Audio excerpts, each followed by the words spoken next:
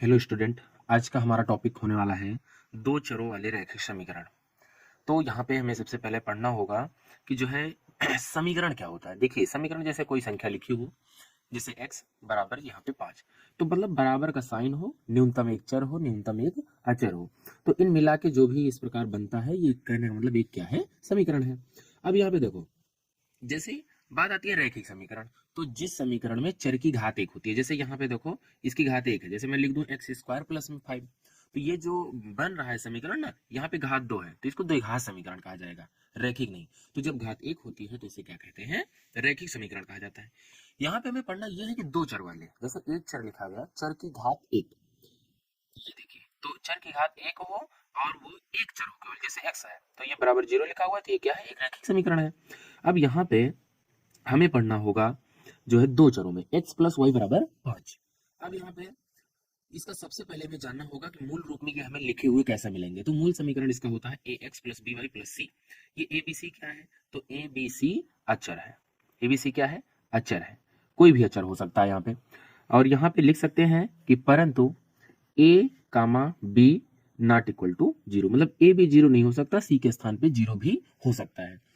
जैसे एक समीकरण लिख देते हैं कि x प्लस वाई बराबर 0, तो देखिए यहाँ पे क्या है, प्लस 0, कहने का मतलब ये हुआ कि यहाँ पे 0 हो सकता है। देखिए, और यहाँ की बात की जाए तो a और b, देखिए एक एक आ रहा है, तो इसको तो लिखते हैं नहीं, तो कहने का मतलब ये है कि a b ये 0 नहीं हो सकता है, c के स्थान पे 0 हो सकता है।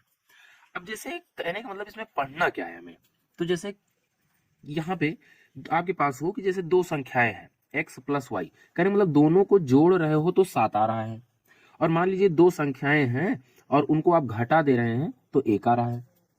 अब आप बताइए कैसी कौन सी संख्याएं हैं। तो जैसे आपसे कोई क्वेश्चन पूछ ले कि दो संख्याएं आपके पास ऐसी हैं, दोनों को जोड़ोगे तो 7 आएगा, लेकिन घटाओगे तो कितना आएगा, ये एक आएगा। तो इस प्रकार के समीकरण को या इस प्रकार के क्वेश्चन को हल करने के लिए ये जो आज का टॉपिक होने वाला है, यही सीखेंगे इस वीडियो में। तो इसमें मूलतः तीन प्रकार की विधियां होती हैं।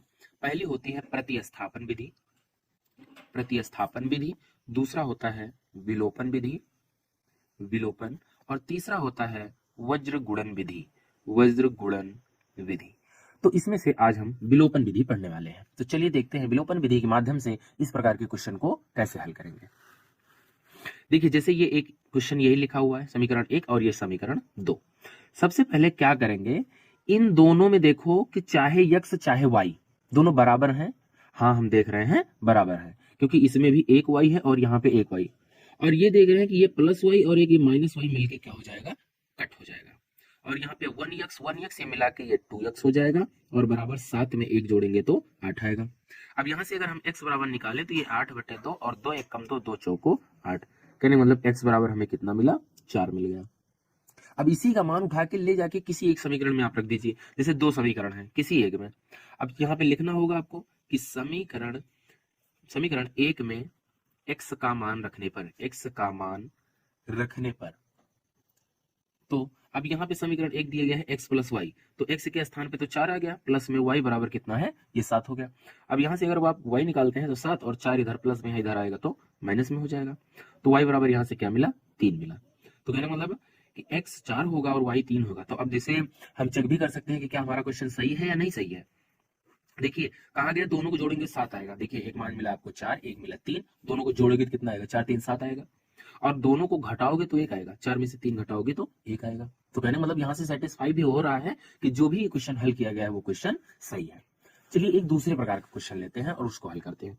दूसरा क्वेश्चन ये है कि जैसे दिया गया 2x प्लस 3y बराबर क्या है, 5 है, और अगला क्या है, अगला दिया गया है 3x माइनस में 2y बराबर कितना है, ये भी 5 है। अब आपको बताना है, आप ये बताइए कि x और y क्या हो सकते हैं। मतलब ये देखिए यहाँ पे जो है ये एक आएगा, एक ऐसा होना चाहिए, समीकरण में ये है, तो एक समीकरण ये हो गया, एक समीकरण ये हो गया। अब दोनों से आपको ये बताना है कि x और y का मान क्या होगा। तो देखिए, हमने अभी आपको बताया था कि x या y एक को बराबर करना होगा आपको, तो बराबर कैसे करोगे। देखिए, यहाँ पे 3y है, यहाँ पे 2y है, तो ऐसा काम बनेगा नहीं।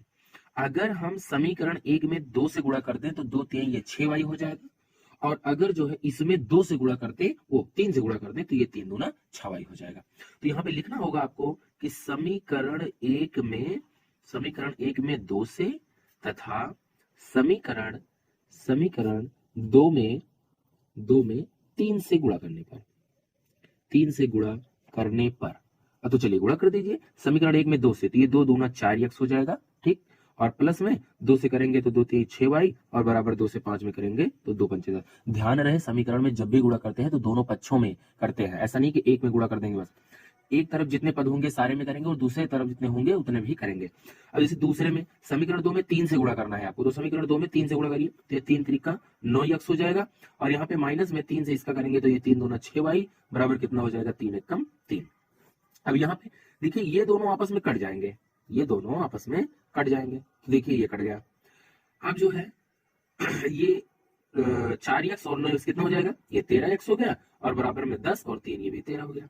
x यहाँ से निकालोगे तो ये 13 और यहाँ 13 गुणा में आएगा बटे में हो जाएगा 13 से 13 कटा बराबर 1, यानी मतलब x बराबर क्या मिला आपको 1 मिल गया। अब x का मान उठा के किसी भी समीकरण में आप रख दीजिए, तो यहाँ लिखेंगे कि समीकरण 1 में 2 में कोई में भी आप रख सकते हैं, वहां पे मान आपको सेम ही मिलने वाला है। तो समीकरण 1 में रखने पर, तो समीकरण 1 में अगर आप रख देते हैं, देखिए 1 दिया गया है 2 गुणे x के मान प्राप्त कर लिए तो यहाँ पे 1 रख देंगे और प्लस में ये 3y बराबर 5। अब 2 1 कम 2 प्लस 3y बराबर 5 हो जाएगा। यहाँ से 3y बचाएंगे तो 5 और 2 को इधर ले आएंगे तो -2, तो 3y बराबर 3, क्योंकि 5 में से 2 गया 3। अब y बराबर कितना हो जाएगा 3 बटे 3, 3 से 3 कटा बराबर कितना 1। तो कहने मतलब ये है कि y का मान कितना मिला आपको, ये y का मान मिल गया 1। तो यहां से आपको ये पता चला कि x का मान भी 1 है और y का मान भी 1 है। ठीक है दोस्तों, अभी तक इतना पढ़िए, उसके बाद एक नई विधि के साथ नई वीडियो में मिलते हैं। तब तक के लिए नमस्कार।